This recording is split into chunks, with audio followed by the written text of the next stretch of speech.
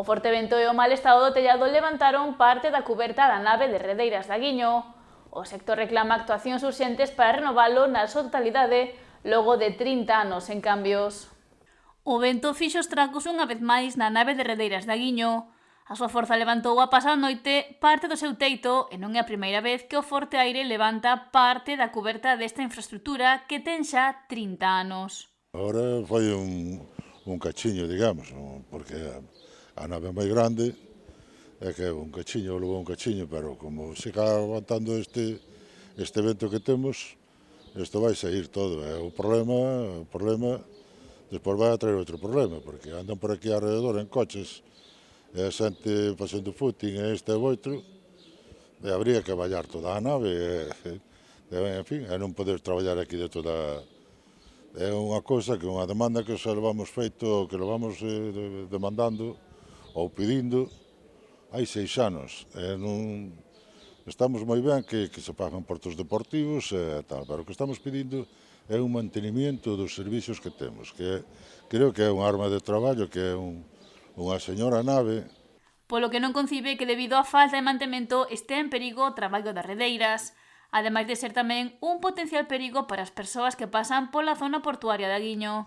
O peligro é que no inverno isto aquí é un diluvio, porque, oye, chove dentro como se fora fora. Entonces, oye, en fin, o personal tampouco non está cheo de frío, cheo de tal, hai que estar dentro da nave con roupa de aguas porque isto é un asolajo. Se levamos demandando, volvo a repetir, levamos 6 anos demandando que, oye, que nos teñen que poñer o tellado, porque a nave é moi grande e isto requere unha inversión moi forte.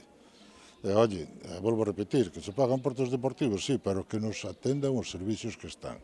Xa que sostén que non queren outra nave, senón que se poña un tellado en condicións, a ver se dunha vez nos fan caso, porque se lle falou a Portos, falouselle a conselleira, falouselle a alcaldesa, falouselle, non sabemos a quen lle hai que falar, non sabemos a quen hai que falar.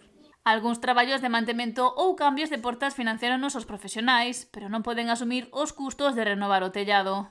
Estamos falando alrededor de máis ou menos sobre entre o tellado e canelóns e deste e outro 200 ou 200 e algo de 1000 euros. Non é, pois nós non podemos asumir esta inversión.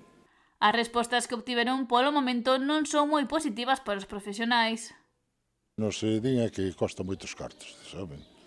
Costa moitos cartos, sí, pero todo na vida costa moitos cartos. E tamén costa moitos cartos para ser portos deportivos e máis chiringuitos, a máis fanse. Canto máis unha arma de traballo como hai aquí, que, oye, que a xente que está traballando aquí que teña un local de abrigo.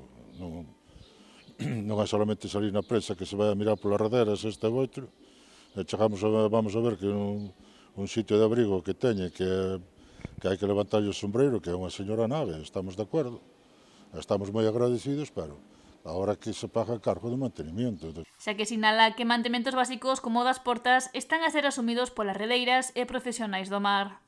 Cando os váteres e tal estaban en malas condicións, asumímoslo nós, que nos custou 10.000 euros pintar a nave por fora. E o que lle estamos pedindo a Portos é que nos arregle o tellado, única e exclusivamente o tellado. O resto, pasémonos nós cargo, pero o tellado é moita inversión.